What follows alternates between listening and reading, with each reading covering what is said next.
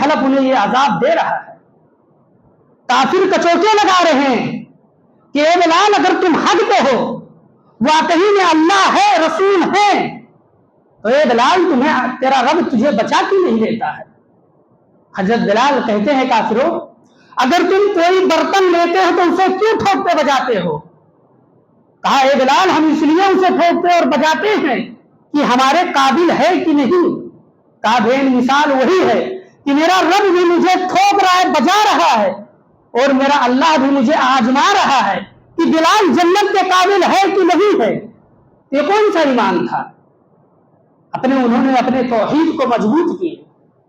حدیثوں میں آتا ہے حضرت خبیب رضی اللہ تعالیٰ عنہ کہ کافر انہیں سولی پہ لٹکانے والے ہیں، اور کافر کہتے ہیں کچوکے لگا رہے ہیں کہ خبیب صرف تم اپنے زبان سے یہ کہہ دو کہ میرے جگہ پہ محمد ہوتے، محمد مارے جاتے اور میں بچ جاتا۔ خبیب کہتے ہیں کافروں تم کہتے میرے جگہ پہ محمد مارے جاتے صلی اللہ علیہ وسلم، ارے کافروں میں تو یہ گوارا نہیں کرتا ہوں کہ میرے سامنے میرے نبی کے پاؤں مبارک کے اندر ایک کانٹا چبھایا جائے اور تم کہتے ہو محمد مر جائے نعوذ باللہ۔ ایک اعرابی اللہ کے رسول کے پاس آتا ہے، کہتا ہے اللہ کے رسول آپ مجھے توحید بتاؤ، توحید کیا ہے؟ اور اللہ کے رسول مجھے دریا پار کر کر کئی نہروں کا سامنا کرنا ہے، جنگلوں کا سامنا کر کر اے اللہ کے رسول مجھے اپنے گھر پر پہنچنا ہے۔ اے اللہ کے رسول مجھے توحید بتاؤ، توحید کیا ہے؟ ہم اور آپ ہوتے تو 2 گھنٹہ تقریر کرتے۔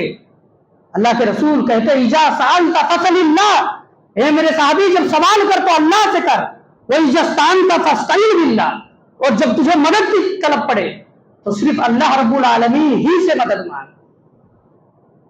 تو یہ صحابہ اکرام نے اپنے جان کی قربانی دی، اپنے مال کی قربانی دی۔ مسلمان قربانی کرتے وقت کیا سوچتا ہے؟ قُلْ إِنَّ صَلَاتِي وَنُسُكِي وَمَحْيَايَ وَمَمَاتِي لِلَّهِ رَبِّ الْعَالَمِينَ، بے شک میرا نماز، میرا مرنا، میرا جینا، یہ سب کس کے لیے ہے؟ اللہ رب العالمین کے لیے ہے۔ حضرت ابراہیم علیہ السلام نے جب خلوص اور الہیت سے دعا مانگا تھا کیا کہا تھا؟ رب حب لی من الصالحین، اے اللہ تو مجھے نیک بیٹا دے۔ تو اللہ رب العالمین نے انہیں بیٹے کی خوشخبری بھی دیا اور ساتھ ساتھ میں پوتے کی بھی خوشخبری دیا۔